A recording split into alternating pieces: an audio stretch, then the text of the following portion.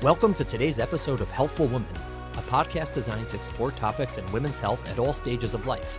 I'm your host, Dr. Nathan Fox, an OBGYN and maternal fetal medicine specialist practicing in New York City. At Healthful Woman, I speak with leaders in the field to help you learn more about women's health, pregnancy, and wellness. We're here with Dr. Michael Silverstein, and today we're going to be talking about menopause. Mike, tell us, what are the common things that women ask you about when they're either in the middle of menopause or anticipating menopause? Well, it's often something I'm going to bring up. Over the past 25 years, many of my patients have segued into menopause. People that I was delivering in their 30s and 40s, as far back as 15 years ago, it became an issue. And now 25 years later, a significant majority of the patients I delivered 20 and 25 years ago are facing menopause. There's no real one way people go through the changes. The average age is about 52. I tell them that about 10% of patients turn 52 and the period shuts off like a water faucet and they don't get one symptom. That's a very small percentage. Another very small percentage in their early to mid 40s will begin to develop some of the 4 symptoms of the menopause. And those symptoms include hot flashes. That tends to be the most disabling. Insomnia, which many patients with kids come into the changes with. Vaginal dryness or difficulty generating moisture with sexual stimulation. And mood swings. And whenever I mention mood swings, patients said, I've had that my entire life.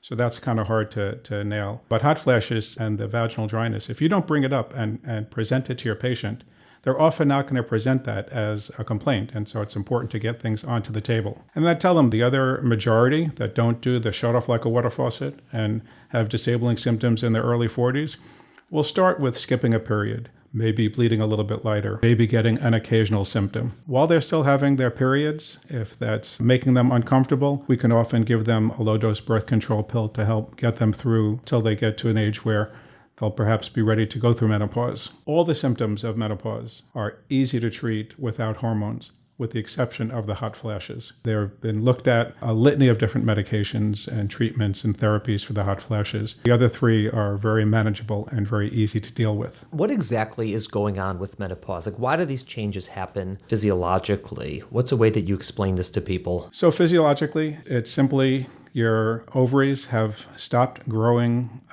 follicles, have stopped generating eggs. Women, when they themselves were in their mom's bellies, had millions of eggs. And when they're born, they have hundreds of thousands of eggs. And when they start their periods in their teens, they have several 100,000 eggs. They'll ovulate with the absence of stimulation 1 every month. And so at 52 or 53, they don't run out of eggs. So whether you've ovulated a lot, had children, didn't have children, started your periods at 10, 11, 12, 13, 14, 15, or 16, menopause is going to be at a very similar time.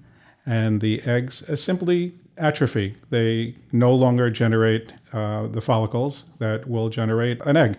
And so it's just a physiologic process. And then what happens because of that? They have decreased hormones or changes in hormones? The most dramatic is estrogen. Estrogen is the culprit, absence of estrogen for many of those symptoms, as well as people have looked at increasing risk of heart disease, decreasing bone density. Bone density is a huge issue with menopause. I tell patients that their bones are like a brick wall. Throughout a woman's life, the brick wall is completely full with bricks in the absence of underlying diseases at age 35. From 35 to menopause, every 10th brick might be removed. Every 12th brick might be removed. No change in the force it could sustain in terms of accidents and injuries. With women who have underlying medical conditions using certain medications, a greater number of bricks might be removed. With menopause, more bricks are removed. There is a genetic link. If your mom or older sisters lost height, that represents their vertebrae collapsing. So if more than every 10th or 12th brick, if every 4th or 5th brick was removed, the brick wall would not collapse, but it would not sustain a blow as well. That's why you hear about older people fracturing their hips. It's because the density is smaller. They didn't lose any altitude. Their vertebrae are still intact. But if they take a bad step, the hip can't tolerate, the brick wall isn't as strong. And this is mostly due to decreases in estrogen that's floating around. Absolutely. There are two types of cells in a woman's life, one that builds up bone, one that breaks down bone. And estrogen is associated with strengthening the one that builds up bone and weakening the one that takes away bone. In the absence of estrogen, the ones that weaken the bone dominate. And again, related to genetics, to family history, to medications, underlying diseases. With some women, it's more rapid. And some women, it's a little more lethargic. There's a phase of bone density that's demonstrated by DEXA, dual X-ray absorptiometry, that measures essentially how many bricks are missing from your brick wall. There is a normal range, there is a bone loss but not risk of bone fracture range, and then there's a bone loss risk of fracture range.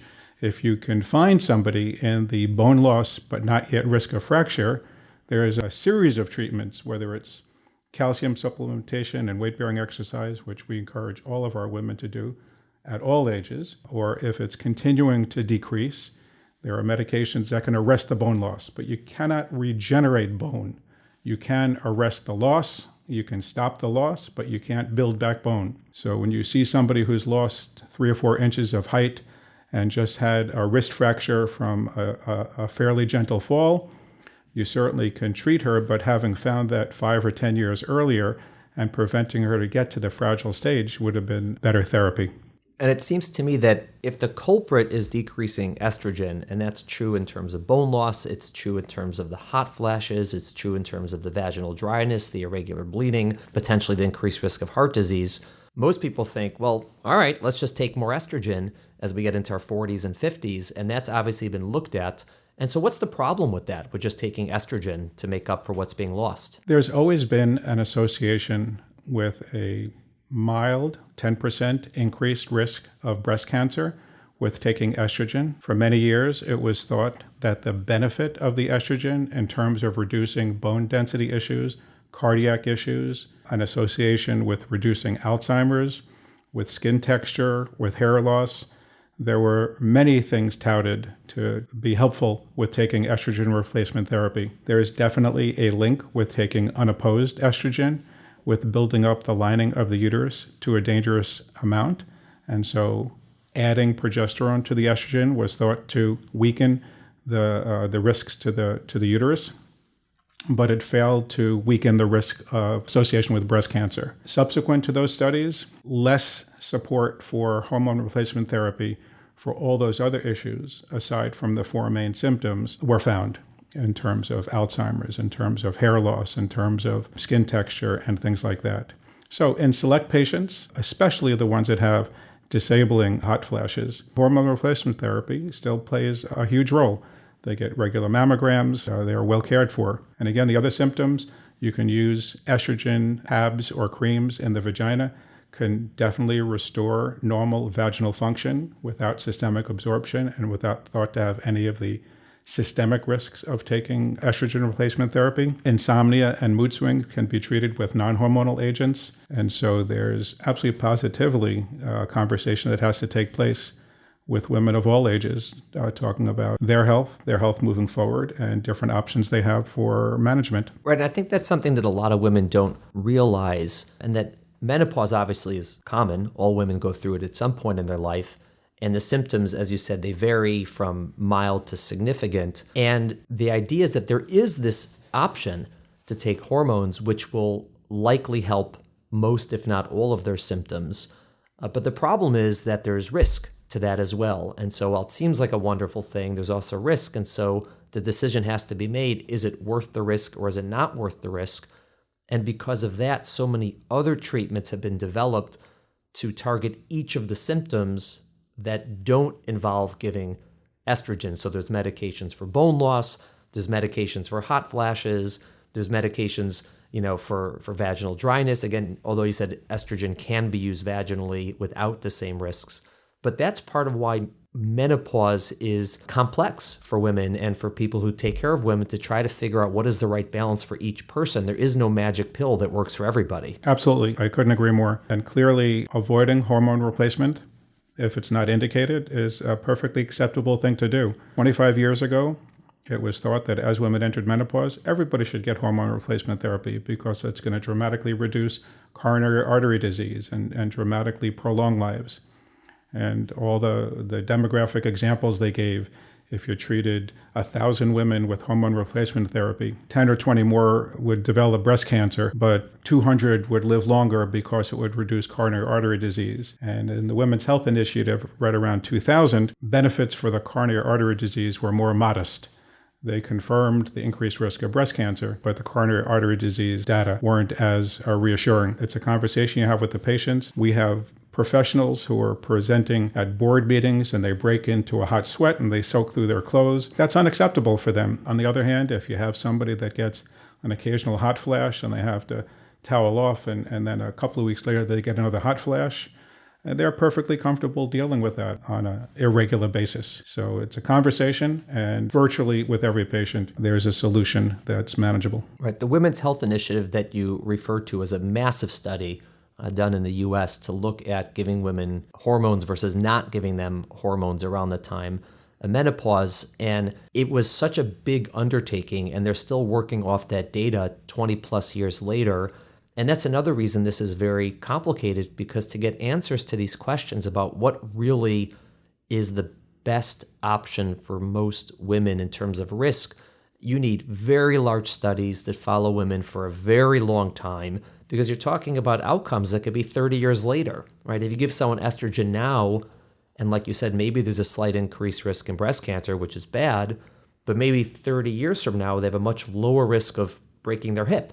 And it's hard to also, A, to know what those numbers are, and B, how do you weigh how many breast cancers versus broken hips? What is the right balance? And that is one of the other reasons this is all debated. It's not just we don't know the numbers, but even if you know the numbers, you have to put a value to each of these things. And that's very complicated. For some people, breaking their hip is a very big annoyance. And for other people, it can lead to horrible disability and even death.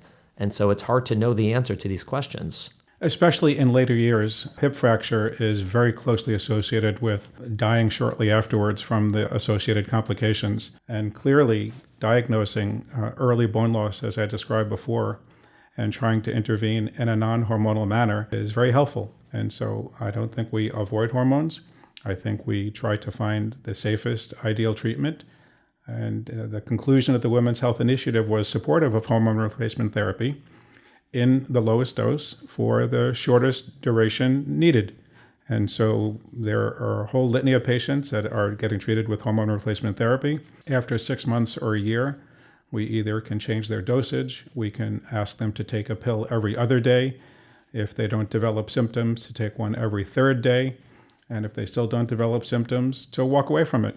Because if it's every third day, they're not really needing it's just a segue. It's just a transition into menopause.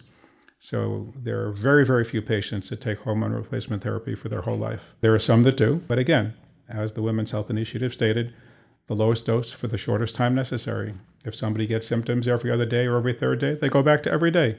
And it's on a case-by-case basis, and it's an ongoing conversation with the gynecologist. I want to stress that last point that you made, which is this is something that evolves over time for each person as her circumstances change, whether it's her other health risks or how each treatment affects her symptoms, whether it works, whether it doesn't work, also as new data emerges.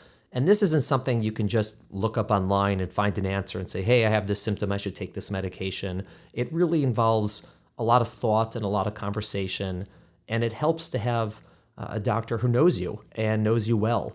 And that's very important, to have ongoing relationship with the person who is either giving you the hormones or not giving you the hormones or whatever it may be. And this is not something that's a one-stop shopping, so to speak. Absolutely, positively agree with you.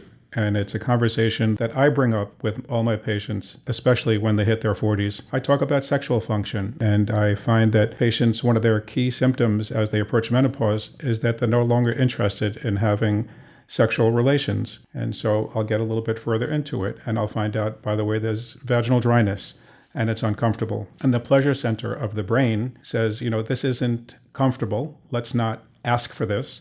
And so the hypothalamus, the pleasure center, turns down your libido, and you're no longer interested in initiating sex. And that if you can replace moisture in the vagina, whether it's with estrogen or water-based lubricants, and sexual contact becomes pleasurable again, the hypothalamus, the pleasure center, says, okay, we could ask for this, we could want this more. And so libido can come back. So libido is just the superficial aspect when it turns out that it's secondary to the discomfort that they were having. And for most women, how long do these symptoms last? At least a small percentage, maybe 10%, will have these symptoms beginning in their 40s and it'll go on for 10 years. And a small percentage, perhaps 10%, will turn 52 and never get one symptom. And the other 80%, some percentage of symptoms. I'd have to say fewer than 5 or 10% of my menopausal patients are on hormone replacement therapy. The majority will muscle through with a paucity of discomfort and deal with local symptoms. And it's really the pleasant few that go through it with the water faucet turning off and not getting one symptom that are very pleasantly surprised because they hear horror stories from some of their friends. But the symptoms are all manageable, and it involves a conversation. There's no need to be in pain. There's no need to suffer. There's no need to be embarrassed by hot flashes. There's a workaround, and it just involves keeping an open discussion with your provider and addressing the issues that concern you. Is this typically something that's 6 months, 2 years, 5 years? Total variety.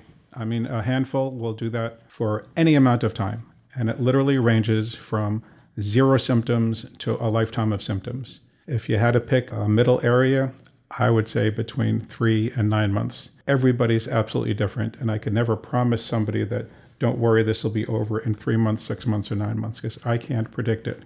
And once someone is, let's say, in the finishing menopause, or it seems like their symptoms are decreasing, so let's say they're in their mid-50s or whatever it is, and the symptoms of menopause are no longer bothering them or they don't need any treatments anymore, what kind of things are you watching for as their gynecologist moving forward in their 50s and 60s and beyond? Well, again, we're primary care providers. At least 75% of my GYN patients don't have a regular medical doctor. Now, clearly, if I see that their blood pressure is elevated, if I see that they're spilling sugar or showing signs of diabetes, they're going to see a cardiologist, they're going to see an endocrinologist. But beginning at age 40, we recommend annual mammograms for our patients. Sometimes the first mammogram is accompanied with a breast ultrasound. This mammogram was really designed for women who are postmenopausal, where the mammography can see signs of cancer much easier than in premenopausal women who have ducts and glands and lots of obstructive stuff in the breast.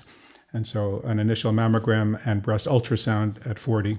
Beginning at age 50, and some health organizations recommend 45, colonoscopy, screening for colon cancer, another largely preventable cancer. 10-year intervals if you have a completely normal colonoscopy. Bone density, as we discussed, and whole women care. Pap smears every 3 to 5 years. If you've had normal pap smears, we screen for human papillomavirus. And if those ever remain negative, it's every 3 to 5 years. And beginning at age 70, and yes, we have patients in their 70s still coming to the gynecologist, you can actually stop doing pap smears, but you still see them for regular physical exams, a regular check of vitals and physical findings, colonoscopies and mammograms. And so that also differs from region to region. In some places, women only see their gynecologist on a regular basis, and in some places, they'll see their gynecologist as well as a primary care doctor, like someone in family medicine or internal medicine. And a lot of that just depends on the availability and also the relationship, the doctor, as well as the doctor's willingness and ability to do those things. Some gynecologists are quite comfortable doing primary care, and others are less comfortable because they don't do it as much. And I think that's also important for women to know when they're seeing their gynecologist, let's say every year, are they also getting the primary care that they need? And that's something they should ask. Am I getting everything I need from my gynecologist, or should I also be seeing someone who's in primary care, and vice versa?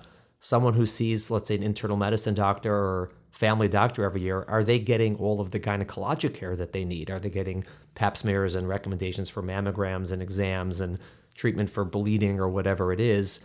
And sometimes women won't know unless they ask. With every visit, with every physical exam, I feel for the thyroid. I do a breast check. We check for all the primary care symptoms or signs that they might demonstrate. Sometimes if you go to a doctor that just does a pap smear and doesn't do much of another physical, you absolutely positively need a primary care provider. I'm ecstatic when a patient has a primary care provider. Just like I don't think the average primary care provider is going to be most adept at doing a pap smear. I might not be the most adept at palpating a thyroid, at feeling a thyroid. And also doctors have a huge variety of difference in terms of routine screening labs and routine screening tests. There are several different organizations that recommend mammograms at this age, mammograms at that age, bone densities at this age, bone densities at that age, PAPs every so often, PAPs every other often. How do you manage an abnormal PAP? And so there are 4 or 5 different organizations that make their own recommendations. So we as a practice have developed, just as in maternal fetal medicine and gynecology, our routines for recommending mammograms at 40, colonoscopies at 50, just like as you and your MFM colleagues talk about identical twins, non-identical twins, bleeding disorders, hypertensives, diabetics, and all those types of things. Definitely. Some of the differences between doctors is related to their own, let's say, beliefs or understandings about what's going on. And some of the differences are based on education. And some of the differences are based on, there are real differences out there. I mean, we could probably have a podcast that lasted 3 or 4 years if we talk just about mammograms and how much debate there is and when do you start, how frequently, and all the ups and the downs and the positives and the negatives. And it's complicated stuff. And unfortunately, we just don't know all of the right answers for these things. What is the best? And it's probably earlier is better for some women and later is better for other, but to tease that out is very complicated. And so that's one of the reasons women will get different recommendations on these, is that there actually are different recommendations out there by large groups of very smart people come to different conclusions. What are some of the most common questions you get or common reasons that people will come in to see you other than their annual scheduled visits just for maintenance? What are the problems that people seem to have in this age group?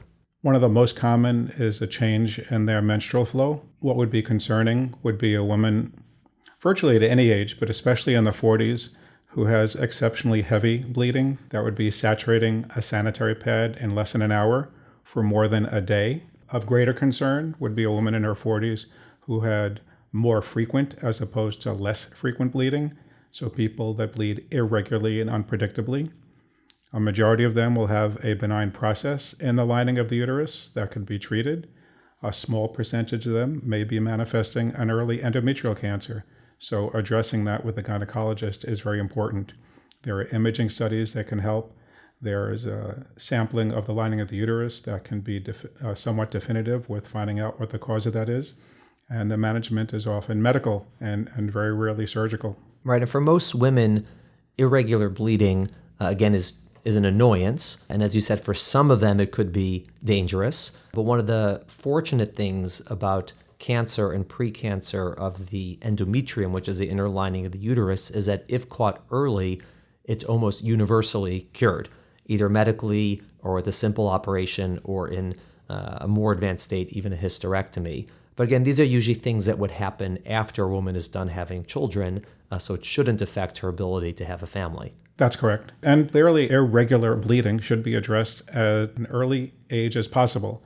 And I know we're moving into a different topic, but young women often start with irregular, unpredictable bleeding for a couple of years till their menstrual cycle straightens out. But if after 2 or 3 years from when they get their periods, they're still having irregular and unpredictable bleeding, they should see a gynecologist. A teenager does not need a physical exam. A teenager needs blood pressure and weight, a good conversation with a gynecologist, and potentially some blood work, because there are several disorders that are hormonal variations that are very easy to treat and can prevent long-term complications. If you're bleeding irregularly and unpredictably, you could do some simple blood work and take a safe medication to give you regular periods. It should not impact on your future fertility, your future health, or your future risks of any cancers. Right, and so even though we shifted from menopause to teens, it's the same concept, the same principles, that these symptoms are common. They're usually not concerning and don't represent anything dangerous. But particularly in the menopausal population, there is a possibility that it's something that needs to be treated and is more concerning, and so definitely needs to be addressed. And again, probably the most concerning of these is someone who no longer gets your periods, who suddenly starts having bleeding again. That's something that really needs to be assessed and evaluated. Absolutely, and also not invasively, because even with menopause, The lining of the uterus remains, but it's ultra thin. And sometimes if that lining of the uterus breaks down, it exposes blood vessels on the surface of the lining of the uterus. That's called atrophy, where it's worn down that last little layer and they're bleeding from just the surface area of the uterus. And a simple ultrasound with a little bit of salt water in the uterus can demonstrate an ultra-thin lining of the uterus. You don't need to sample that patient. You don't need to do a surgical procedure on that patient. You could just reassure her that with a 1 or 2 millimeter lining of the uterus, that it cannot possibly be a malignancy or anything that needs surgical management. Right, because cancer is basically overgrowth of the lining of the uterus, and here you're seeing the opposite, which is undergrowth. Both of them can cause bleeding, but the first one obviously is more concerning and needs to be treated, and the second one is not concerning medically. Again, it might be annoying. It can be treated, but it certainly isn't concerning in that sense. That's true. So if the lining of the uterus is thicker than 2 or 3 millimeters, you have not diagnosed a malignancy or a problem. You've diagnosed a problem and you need to sample the lining of the uterus, either in the office or in the operating room, and have a pathologist look under the microscope. And if this is just benign proliferative tissue, again, there's a litany of medical treatments. If there is evidence of a polyp or an overgrowth of the lining of the uterus, they would benefit from a simple outpatient surgical procedure called hysteroscopy, where you look in with a camera and remove the polyp. If there's precancerous cells, they can be treated medically with progestin therapy. If there are atypical cells that are precancerous that could develop into cancer if left untreated, they would benefit from a simple surgical procedure, a simple hysterectomy.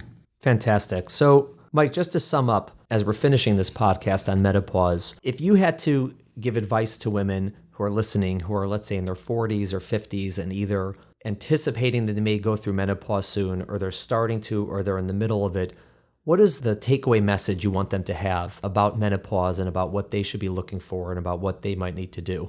I really think that the question should be flipped. I should be speaking to physicians who I would implore to bring this up to their patients. Patients are often uncomfortable bringing this up as a topic. I would implore my patients to bring this up as a topic, to ask your doctor, what should I expect in the next few years?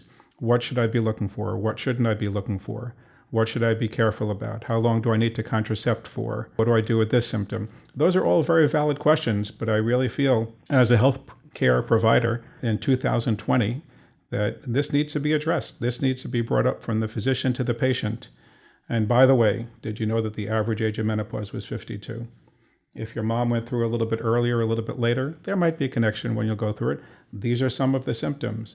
These are some of the common things. If you have this, we could do that. If you have that, we could do this. And open the dialogue as a physician. Patients, open the dialogue. Ask your physician these same questions. This is Mike Silverstein for you. He's not waiting for people to ask him. He anticipates, and he tries to help even when people aren't asking. Thank you so much for coming, Mike, Dr. Silverstein. This has been really enlightening. Thank you very much, and have a wonderful day. Thank you for listening to the Healthful Woman podcast. To learn more about our podcast, please visit our website at www.healthfulwoman.com. That's HEALTHFULWOMAN.com. If you have any questions about this podcast or any other topic you would like us to address, please feel free to email us at hw@healthfulwoman.com. Have a great day. The information discussed in Healthful Woman is intended for educational uses only. It does not replace medical care from your physician. Healthful Woman is meant to expand your knowledge of women's health and does not replace ongoing care from your regular physician or gynecologist. We encourage you to speak with your doctor about specific diagnoses and treatment options for an effective treatment plan.